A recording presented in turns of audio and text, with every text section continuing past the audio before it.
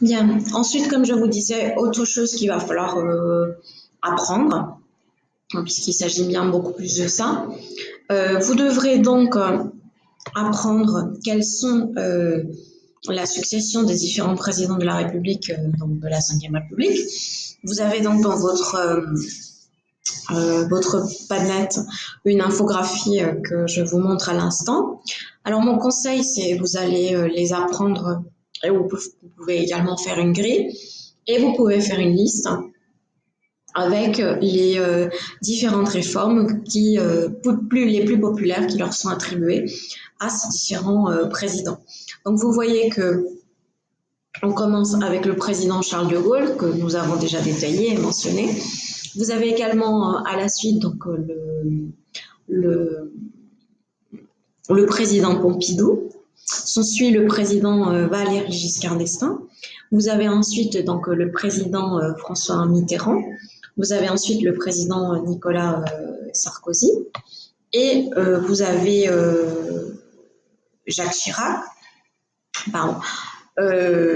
François Mitterrand, Jacques Chirac, Nicolas Sarkozy et François Hollande, et bien sûr avec le dernier en date, Emmanuel Macron. Donc ceci, à mon avis, est quand même important et cette infographie vous simplifie un petit peu pour prendre des notes des principales actions représentatives de leur gouvernement. Donc vous voyez que j'ai entouré les différents présidents en fonction de leur parti politique. Alors vous voyez que je vous ai mis deux couleurs, hein, en noir, en rouge des présidents de gauche et en bleu des présidents de droite. Alors savoir que ce type de combinaison, c'est ce qu'on appelle des alternances. Alors une alternance, c'est tout simple, c'est le fait de passer d'un parti politique à un autre parti politique. Par exemple, nous passons de Valéry Giscard d'Estaing, qui est un président de droite, à un premier président de gauche, qui est François Mitterrand. Donc, de Valéry Giscard d'Estaing à Mitterrand, donc on fait une alternance. La même chose, en passant du président François Mitterrand à Jacques Chirac, on passe d'une gauche à une droite, c'est également une alternance. Donc, autre chose importante à comprendre, hein, que vous verrez dans l'infographie que je vous ai distribuée en photocopie, il y a aussi une autre caractéristique de cette Ve République, et en effet, c'est ce qu'on appelle des cohabitations. Alors, je vous explique. Vous allez avoir trois cohabitations principales. Alors, sous le président François Mitterrand, puis deux sous le président François Mitterrand, et la troisième, pardon, sous la présidence de Jacques Chirac. Alors, je vous explique. Jusqu'aux années, alors je vais voir si je peux vous le projeter ici, mais j'ai pas l'impression. Alors, on va dire que jusqu'aux années 2000, le président de la République était élu pour une période de 7 ans. Donc 7 ans, c'est quand même une période assez longue. Alors que les élections législatives étaient, quant à elles, chaque 5 ans. Alors on peut comprendre qu'au bout d'un moment, la population, au bout de 3 ans, voire au bout de 5 ans, ne sont plus forcément d'accord, ou les directives et la manière de faire la politique du président de la République ne plaît peut-être pas forcément à tout le monde. Donc, comme ils ne peuvent pas changer tous les 5 ans, donc il faut qu'ils attendent encore 2 ans, ce qui va se passer, c'est que lors des élections législatives, la population française va pouvoir élire une Assemblée nationale. Donc, dans l'Assemblée nationale, ce qu'ils vont faire pour essayer de faire un contrepoids, ils vont majoritairement voter pour le parti politique adverse, au contraire, à celui du président de la République. Et donc, on va se retrouver, par exemple, sous François Mitterrand, avec un président de la République de gauche et deux premiers ministres de droite. C'est-à-dire que quand l'Assemblée nationale est majoritaire du parti politique contraire du président de la République, le président de la République se voit, on va dire, c'est normal, dans l'obligation de choisir un premier ministre qui est le représentant de son gouvernement parmi la majorité du vote à l'Assemblée. Par conséquent, si l'Assemblée a été votée majoritairement du parti contraire, il faudra que le président élise un Premier ministre du parti majoritaire de l'Assemblée. Donc c'est ce qui va se passer avec François Mitterrand, qui va avoir 2 premiers ministres de partis différents, et avec Jacques Chirac, qui est un président de droite, il va avoir un Premier ministre de gauche, nommé Lionel Jospin. Mais vous pourrez le voir dans l'infographie que je vous ai distribuée et que vous avez aussi sur le Padlet. Alors, je ne reviens pas tout à l'heure parce que je ne sais pas ce qui s'est passé, mais je n'arrive pas à changer d'onglet. Donc, je reste sur celui-là, mais vous pouvez très bien regarder les photocopies que je vous ai distribuées. Il n'y a pas de souci. Donc, par conséquent, ce que je viens de vous expliquer, c'est ce qu'on appelle la cohabitation.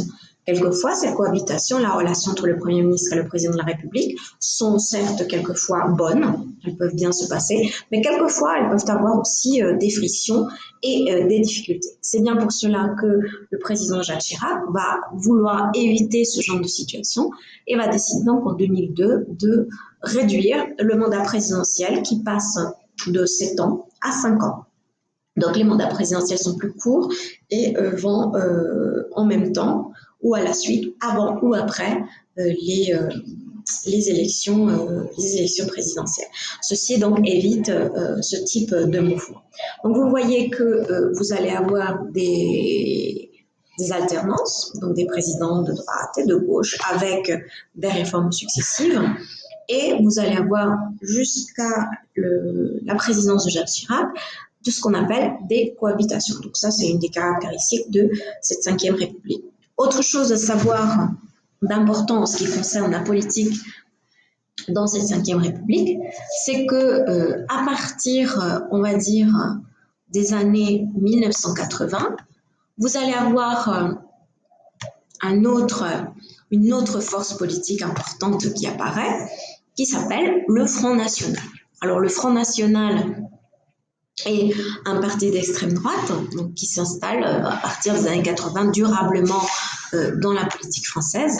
Son leader, on en a déjà entendu parler, c'est Jean-Marie Le Pen. Aujourd'hui, le Front populaire, le Rassemblement populaire, puisqu'il a changé de nom, il se retrouve représenté par sa fille, la fille de Jean-Marie Le Pen, Marine Le Pen, et donc c'est un parti d'extrême droite nationaliste.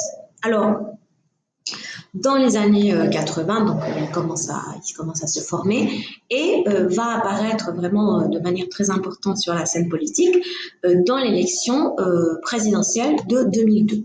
Alors en effet, dans l'élection de 2002, le président Jacques Chirac se représente à la présidentielle et surprise générale, le candidat d'extrême droite, Jean-Marie Le Pen, se retrouve donc parmi au 2e tour, élu pour le 2e tour. Donc au 2e tour vont Jacques Chirac et Jean-Marie Le Pen, et Jacques Chirac l'emporte très fortement.